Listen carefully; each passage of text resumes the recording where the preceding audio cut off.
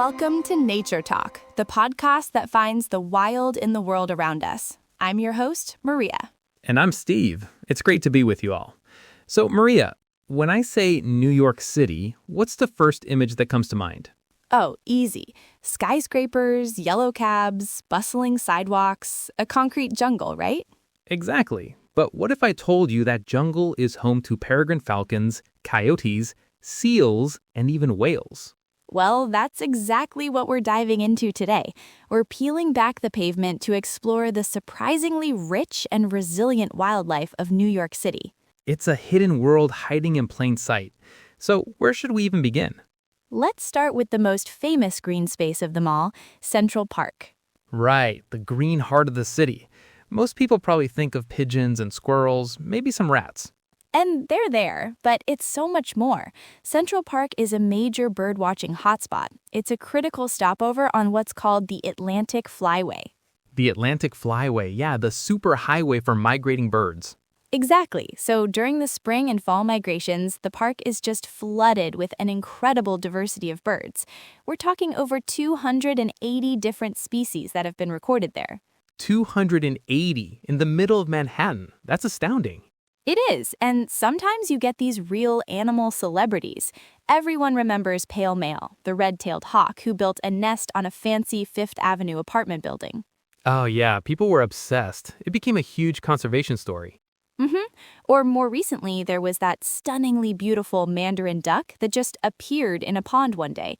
No one knew where it came from. The hot duck, I remember that one. It really shows how nature can just show up, even in the most managed human-dominated environments. Totally. But the parks are just piece of the puzzle. We have to talk about the water. People often forget that New York is an archipelago. It's a city of islands. That's a great point. You're surrounded by it. The Hudson River, the East River, Jamaica Bay, the harbor itself. And the life in that water is making a serious comeback. Seriously, I was reading that harbor seals are now common sight during the winter. They haul out on rocks near Staten Island and even in the Bronx River. Seals in the Bronx. And it gets bigger than that. In recent years, there have been more and more sightings of bottlenose dolphins and even humpback whales feeding right off the coast of Queens and Brooklyn. Whales in New York City waters. Why is that happening? It's a massive conservation success story. The water is much cleaner than it was decades ago, thanks to legislation like the Clean Water Act.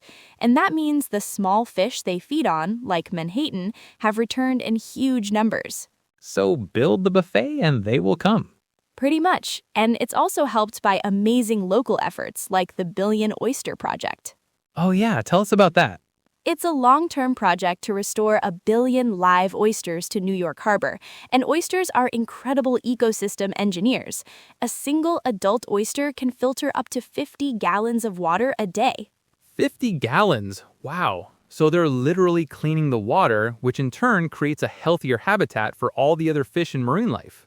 Exactly. They're creating the conditions for life to thrive again. Okay, so we've got thriving parks and rebounding waterways, but what about the animals that live in the concrete jungle? The ones who've really figured out how to make it work? The ultimate urban adapters. My favorite example is the peregrine falcon. They're the fastest animal on the planet, and they've made an incredible recovery from near extinction.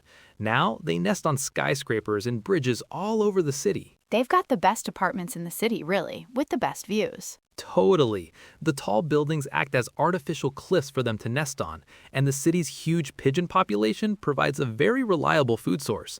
They've perfectly adapted. And it's not just the big, charismatic predators. There's amazing biodiversity on a much smaller scale. Did you ever hear the story about the ant they discovered on a Broadway median? Wait, an ant? Found in a traffic median? Yes, a species of ant that had never been documented by science before. Scientists found it living in the soil between lanes of traffic near Lincoln Center.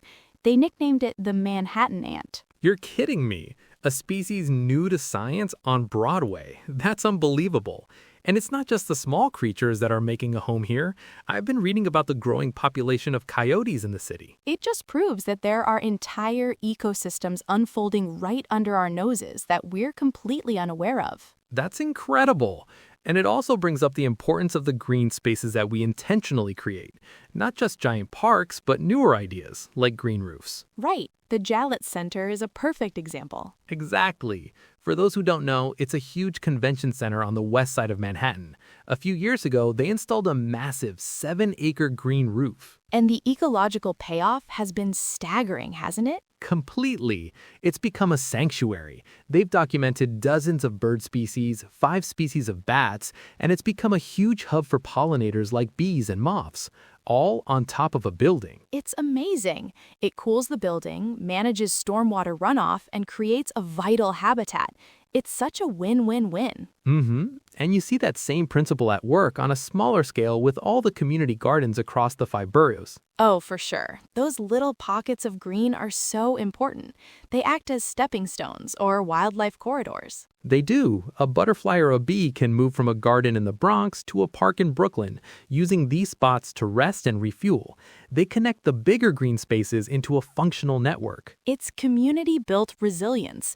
So when you add it all up, from celebrity ducks in Central Park to whales in the harbor, falcons on bridges, and bees on rooftops, a very different picture of New York City emerges. Right. It's not a sterile environment at all. It's a complex, dynamic, and surprisingly wild ecosystem. You just have to change your perspective. Exactly. Look up at the tops of buildings instead of just at the sidewalk. Pay attention to the waterfronts. Visit those small community gardens. And we really encourage all our listeners to do that wherever you live. You don't have to go to a remote national park to find nature. It's in your city, on your street, maybe even on your roof. A great way to start is with a citizen science app like iNaturalist or eBird. You can log what you see, and you'll be amazed at the biodiversity around you. It's a great tip. Well, that's all the time we have for today. Thanks for joining us on this tour through the wilds of New York City. Be sure to tune in next time when we'll be diving into the deep sea to explore the fascinating world of bioluminescence. It's going to be a glowing conversation. Until then, I'm Steve. And I'm Maria. Thanks for listening to Nature Talk. Get outside and keep exploring.